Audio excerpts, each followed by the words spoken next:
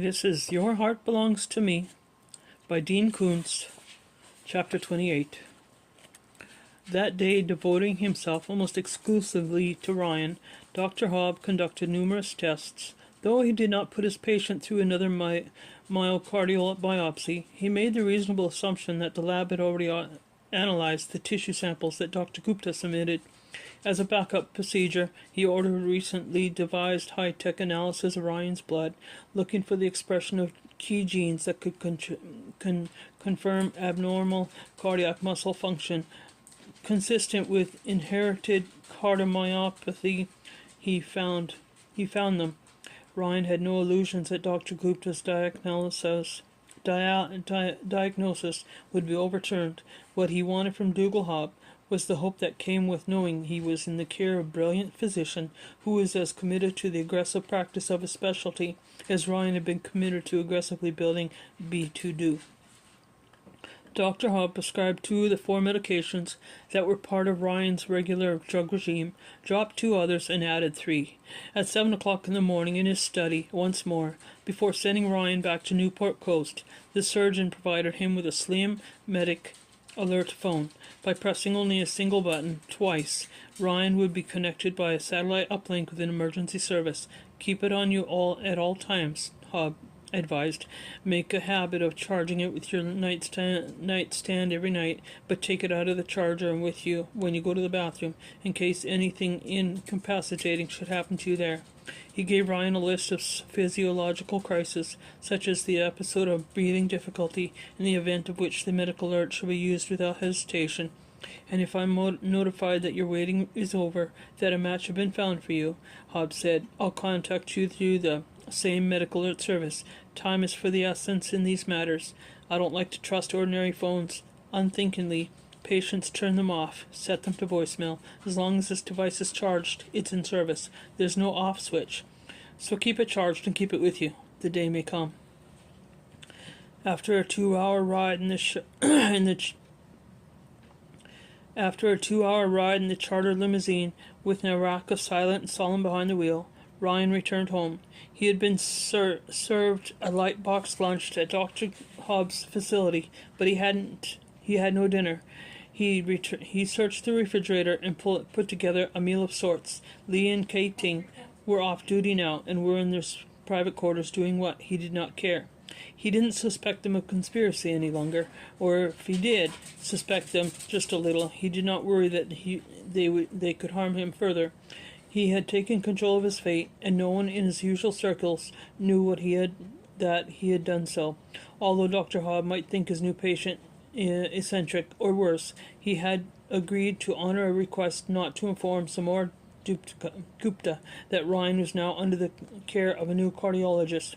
For 7 years, Ryan had self-insured because he loathed the insurance company and government bureaucracies, as well as the endless paperwork of the healthcare system. $100,000 check written as a retainer to Dougal Hobb against all future costs had bought some relaxation of the usual protocols between physicians. He intended to continue to keep his periodic appointments with Dr. Gupta, though he would not follow any advice given or take any medications provided by that physician. Although Ryan didn't suspect Gupta any more than he did Lee and Ting, if Gupta knew of Hobb's involvement, he would pass the news along to Forey Stafford, and Forey, or his wife Jane, would tell Sam. He believed that Forey was a friend, but friendships failed all the time. Brother turned against brother, since the time of Cain and Abel, and even more frequently, more savagely in the barbarous age. Although his heart had reached the unshakable conclusion that Samantha was faithful to him and would never betray him, and though his mind was largely in agreement with his heart, he remembered well what she had said so recently at dinner. If you knew me as completely as I know you, you might not love me. He loved her as though he had never loved another, and he trusted her as he allowed himself to trust no one else. But by the nature of the world, those he loved and trusted were uniquely vulnerable. Human beings are such knotted, desperate pieces of work. It's a rare thing to know one completely, to the core, and still love him. Perhaps that had been the most honest, the most self-revealing, and the most loving thing that anyone had ever said to him. But in the present distress, which so easily could spiral into despair, he could not entirely dismiss the possibility that her words might have constituted a consummate act of manipulation. He didn't like himself much right now. He might not like himself much for a long time, but he liked himself enough to want to live. Sitting on a stool at the smaller of the two kitchen islands, preferring to dine only by the light in the cooktop hood, he ate halloumi, cheese on za'atar, crackers, black olives, slices of zoyok, and cold asparagus. He finished with a fresh pear and a handful of shelled pistachios. He suspected that in the weeks and the months ahead he would be making more meals alone than he might wish. After consulting the labels on each of the 5 bottles of drugs supplied by Dr. Hobb, he took the medications as prescribed. Upstairs in his bedroom, he inserted the medical alert phone in the charger and stood the charger on his nightstand, so close to his bed that he could be able to reach it regardless of his condition. As he had done the past few nights, he would go to sleep comforted by the light of a lamp. Recently, waking in darkness had felt like coming alive in a sealed casket after being prematurely buried with too little air to long sustain him. Lying in bed with the TV tuned to an old western, John Wayne in the Searchers, Ryan reviewed the decisions he had made that day, and he felt good about them. He had tremendous confidence in his new cardiologist, although even Hobb had been stumped by one thing. The doctor had not even been able to explain adequately the soft, insistent knocking that now and then rose within Ryan, although the physician firmly ruled out that the notion it could be some sort of blood and muscle problem related to the cardiomyopathy. Ryan suggested that the sound inside might indicate a hearing problem, a malady of one ear or the other. Eventually, Ryan pretended to consider that possibility, but remained certain that the rapping had originated not in the knotless turns of either ear, but within his chest. Less than half his attention was with John Wayne in the post-Civil War West, because he lay waiting for the rapping to resume. Eventually, as the movie drew toward an end, as wave after wave of weariness washed Ryan toward needed sleep, he thought that perhaps the knocking would not come again because he had already answered it, had opened the door. He did not know what it meant by that. It was the kind of muddy thought that eddied through a mind half submerged in sleep's river. And so he slept. During the night, a landscape materialized around him, and for the first time in months, a dream returned him to one of the places that had disturbed his sleep in September. In the beginning there was only an impression of depth, waste and void, bottomless and terrifying. Then the void became water, invisible without light, silent without currents, neither warm nor cold, sensed rather than felt. A wind blew across the water, a mystic wind murmuring without melody, and in the wind was light, the pale luminosity of the moon carried like dust, which silvered every ripple, although the body of the lake remained black. The wind breathed once, then perished, and the earth formed around the perimeter of the lake, not fertile soil, but bleak rocks, and out of the rocks grew trees as colorless as shadows. He found himself standing on the rocks as before, but one thing had changed. He was no longer the sole visitor to the lake. On the farther shore stood a figure. Although dark, this other could be discerned because the lake's landscape behind it was so much darker that contrast was achieved. As the other began slowly to navigate the rocks, coming around the lake, Ryan knew that it must be Samantha, though he could see nothing of her face and little of her form. She would have called to him, as he would have called to her, but this place had no air to carry their voices. He began to move to meet her as she circled toward him, but he took only a few steps across the treacherous rocks before a hand on his shoulder halted him. Even in the gloom, he recognized William Holden at his side, the long-dead actor, star of Sabrina and the Bridge on the River Kauai, and so many more films, winner of the Oscar for his performance in Stalag 17, and said, "It isn't her, pal." Ryan was not surprised that Holden could speak in this airless realm. The rules by which others lived never applied to movie stars. Suffering lined the actor's handsome face, as had been the cast case by the time that he starred in the Wild Bunch and Network. Listen, pal, I have a drinking problem. In Europe once, I was driving drunk, had an accident, killed a bystander. Even if there had been air to allow speech, Ryan would not have known how to reply to the actor's non sequitur. Still at a distance, the other, nevertheless, steadily approached along the shore. Don't be a dope.com. That isn't her. You come with me. Ryan followed Holden away from the relentless other.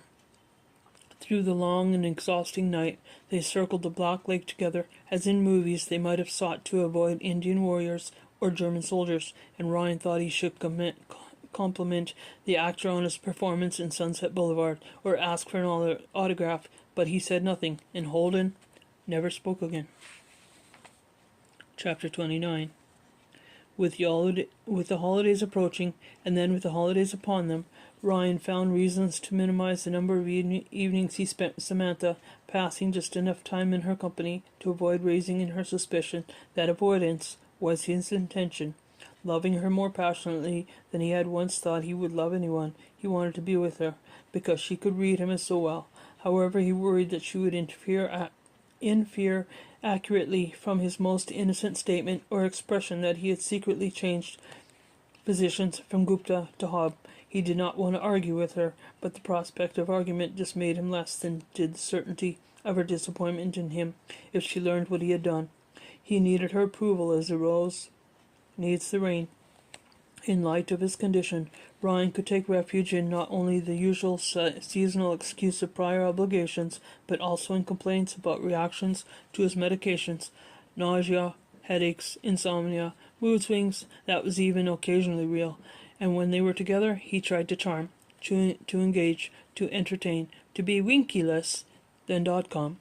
Always with no hint of the effort behind his performance. With her, he found this easier than he would have with anyone else. Because of her nature, she always drew from him the best of who he was and of what he had to offer. He had always wanted to please her, even before he had anything to hide from her.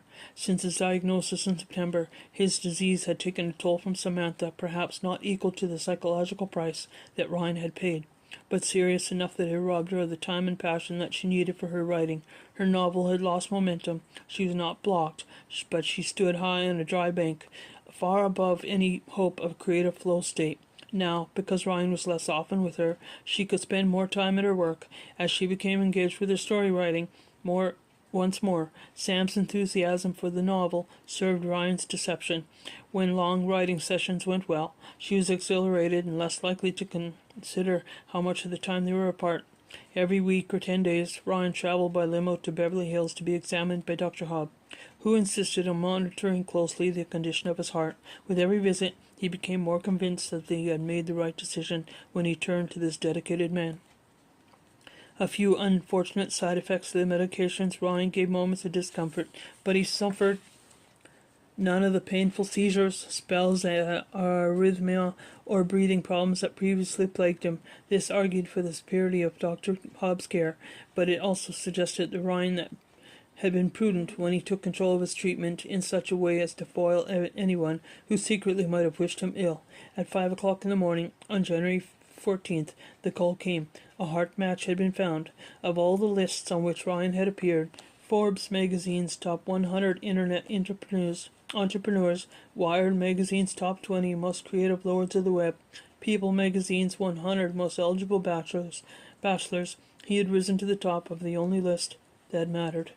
After all the months of waiting, now came the call for action, and time was of the essence to a degree that Ryan had never known before. Having been declared brain dead, the donor's body would remain on life support until Ryan arrived at the hospital and was prepared for surgery. If the heart did not have to be stored for several hours in a 40-degree saline solution, if no risks had to be taken with its transport, it could be removed from the donor by the same surgical team that without delay transplanted into the recipient. The chances of success would be significantly increased.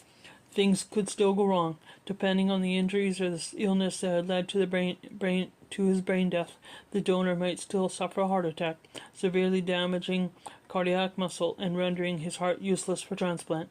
An undetected infection of the kidneys or the liver or another internal organ, secondary to a donor's cause of death and not immediately or recognized might lead to toxemia, or in the extreme case, to septic shock and widespread tissue damage. The life support equipment could malfunction. The hospital's power supply could fail.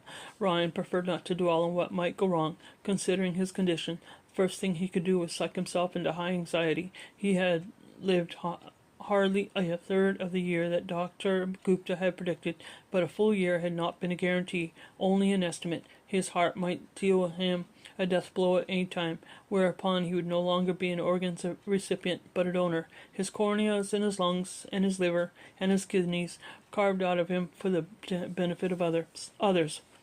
Immediately after receiving the 5 a.m. notification, Ryan called Samantha, desperate that she not answer the phone. He did not want to talk to her directly, to have to answer her questions, to hear the sense of disappointment in her voice, or the fear for him that she would surely express. As she labored on the final chapters of her novel, Sam often worked late into the evening and went to bed after midnight. At this hour, Ryan hoped she would have switched off the phone and that he would get her voicemail, which he did.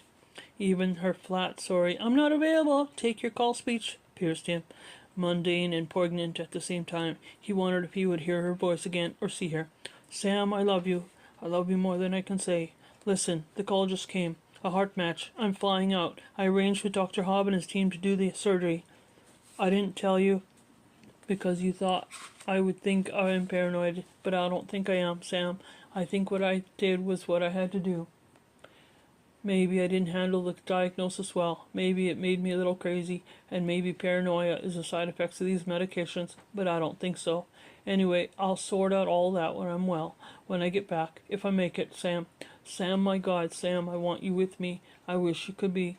But not if I die, and I might. It is a possibility, so it's best to stay here. What I want for you, no matter what, is that you finish the novel, that it's a huge success for you, and that you are always as happy as you so very much deserve to be. Maybe you could dedicate the book to me." "No, scratch that. It's not right for me to ask. Dedicate it to anybody you want, to some idiot who doesn't deserve it, if that's what you want.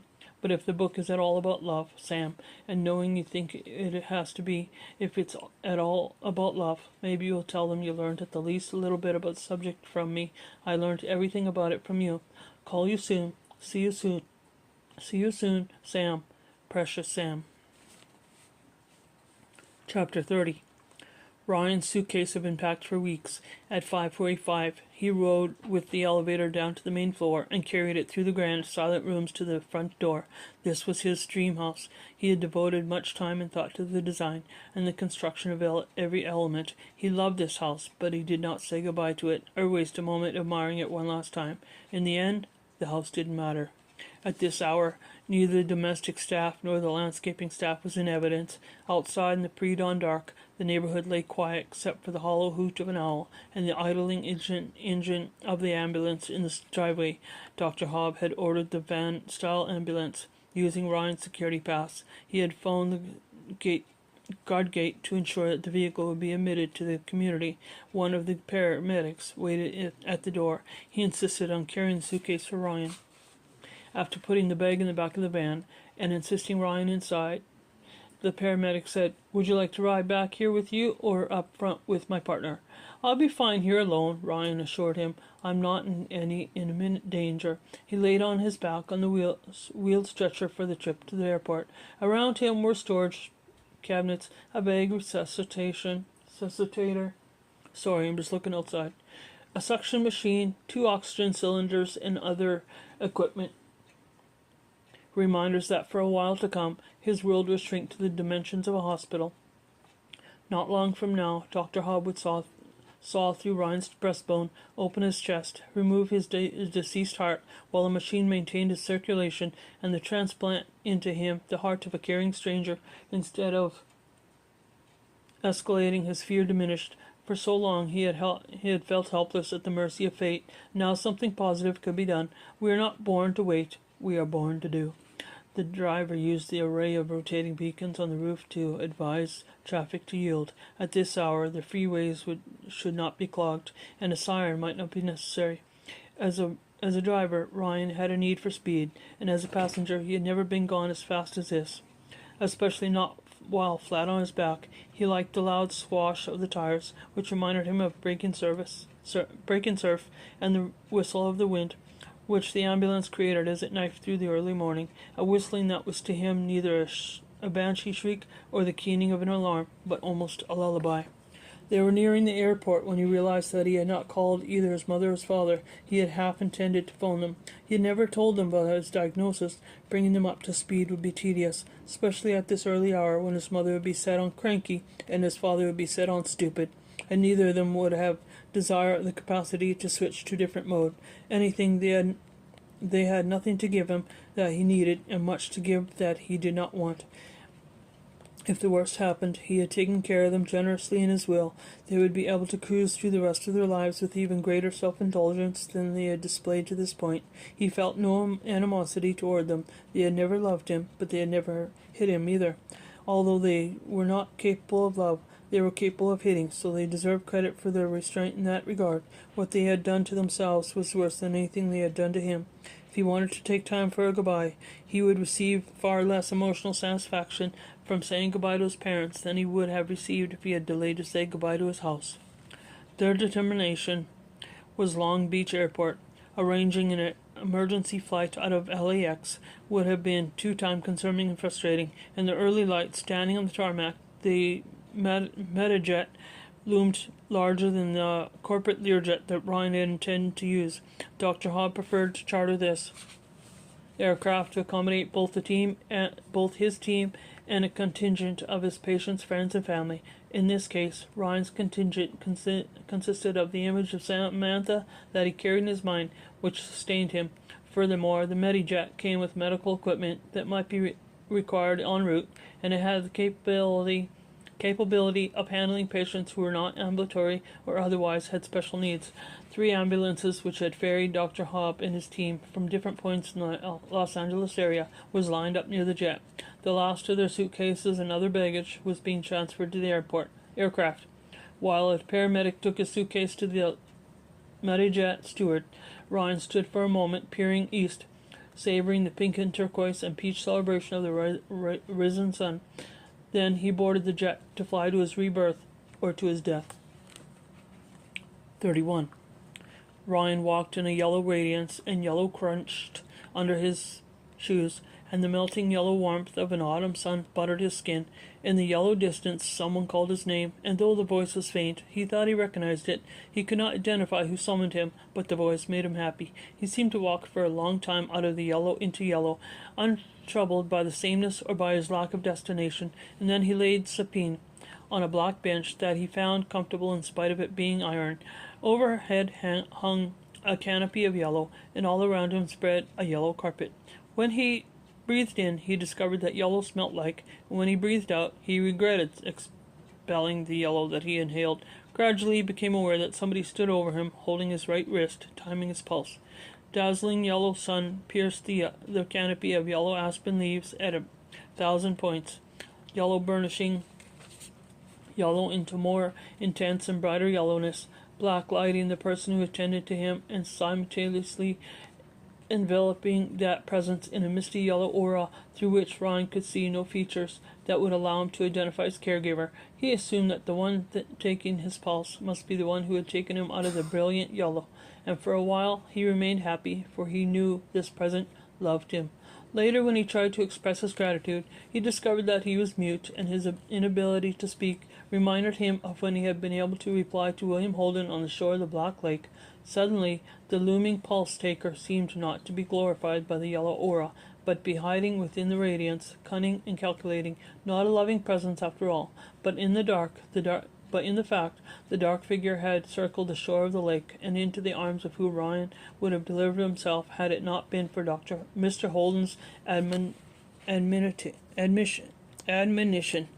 The thumb and 2 forefingers on his wrist, seeking his pulse, were cold, although they were not been cold a moment ago, were icy, and were squeezing harder than before, were pinching, and the shape of a head descended toward him through the yellow aura. A face, but a face constituted entirely of a wide and hungry maw, with a throttle cry Grasping at the safety railing, Ryan sat up in a hospital bed in a shadowy room, redolent of a astringent, pine-scented cleaning solution. The sheets smelt of bleach and fabric softener. They crackled and felt crisp as if starched. In a lamplight corner, putting aside the book that he had been reading, a man dressed in white slacks and a white shirt rose from an armchair. The lamp base and shade gleamed, stainless steel or polished nickel. The vinyl upholstery on the armchair glistened like the flesh of an avocado glistened with olive oil. Everything in the room appeared to have a coat of lacquer or to be wet. The polished white tile floor, the shiny blue top on the nightstand, the wall paint glimmering with a crushed pearl glaze. Even the shadows had a hard gloss as if they were layers of smoky glass. Ryan understood that this universal sheen was less real than it was effect caused by the sedative that he had been given. He felt that he had come fully awake, his wits sharp and his perceptions clearer and more penetrating than ever in his life, but the witchy luster of everything led him to the realization that he was narcotized. Sleep would take him again the moment he returned his head to the pillow. He felt helpless and at risk. At the windows pressed the murky and unwelcoming chrome-yellow darkness of any large city at night. "Bad dream?" asked the male nurse. Wally Donovan, a member of Dr. Hobbs' team of 8. Earlier he had shaved Ryan's chest and abdomen. "My throat's dry," Ryan said. "Doctor doesn't want you having much to drink before surgery in the morning, but I can give you a few ice chips to let you melt in your mouth." "All right." At the nightstand, Wally removed the stopper from an insulated carafe. With a large handled spoon, which a shiny spoon, he fished out a piece of ice, glimmering ice, and fed it to Ryan. After allowing the patient 3 chips of ice, he stoppered the carafe and put down the spoon. Studying his wristwatch, Wally Donovan timed Ryan's pulse. In the yellow dream, neither the loving presence nor the hateful one had been this man. Nothing in this room in the hospital inspired the dream. Releasing Ryan's wrist, Wally said, "You need to sleep." In some way that Ryan could not complain, the reality of the dream equaled the reality of this room, neither superior to the other. He knew the truth of that in his bones, although he did not understand it. "Sleep now," Wally urged. If sleep was a little death, as some poet had once written, this sleep would be more of a death than any other to which Ryan had given himself. He must resist it.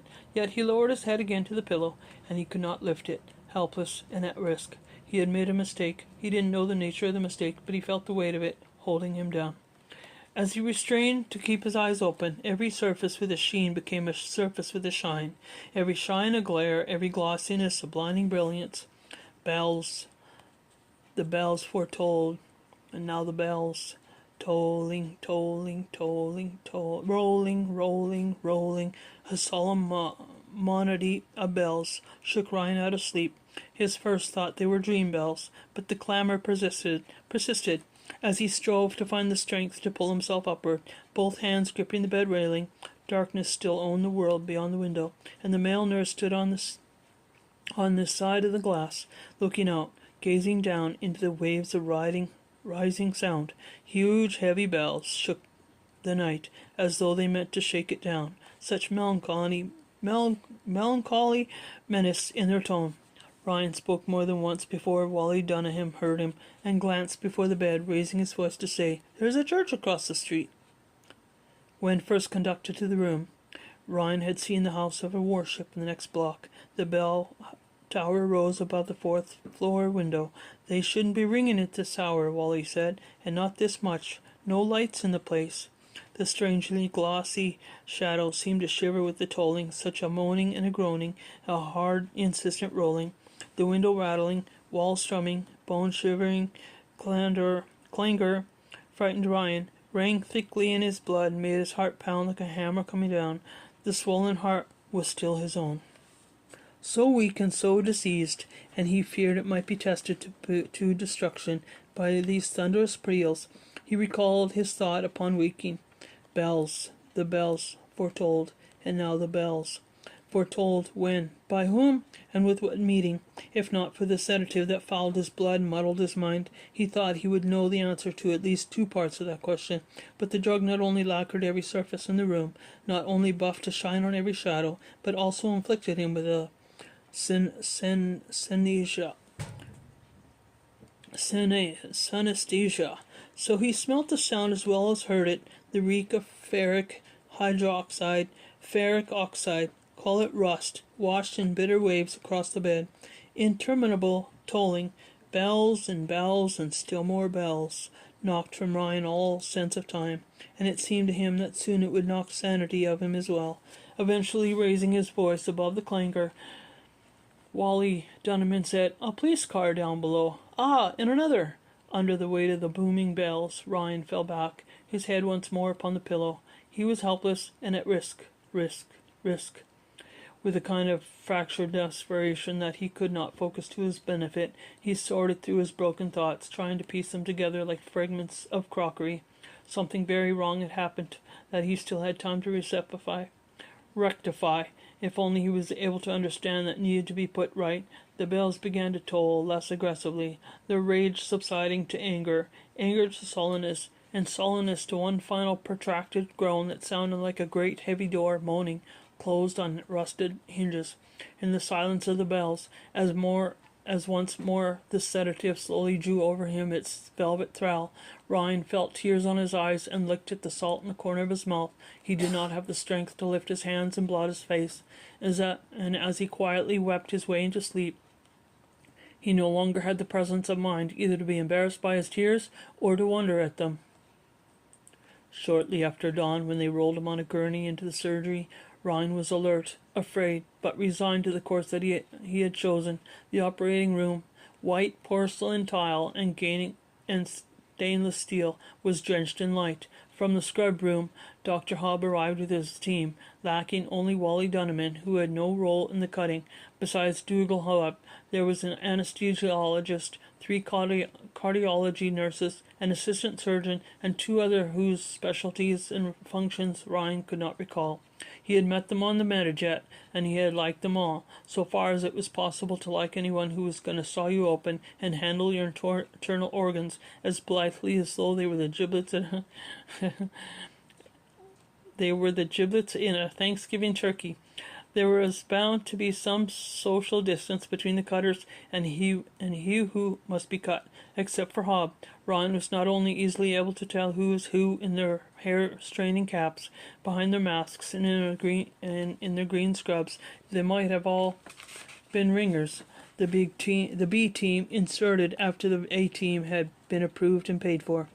As the anesthesiologist found a vein in Ryan's right arm and inserted a cannula, Dr. Hobb told him that the donor's heart had been successfully removed moments ago and waited now in a chilled saline solution. Ryan had learnt on the Metajet that he was to receive a woman's heart, which only briefly surprised him. She had been 26, a schoolteacher who had suffered massive head injury in an automobile accident. Her heart had been deemed of a suitable size for Ryan, and every criterion of an immune system match that had met, greatly increasing the chances that all would go well, not merely during surgery, but also after, when his body would be less likely to aggressively reject the new organ. Nevertheless, to prevent rejection and other complications, he would be taking a battery of 28 drugs for a significant length of time following surgery, some for the rest of his life. As he readied Ryan, Dr. Hobb explained to him the purpose of each procedure, but Ryan did not need to be gentle toward the moment.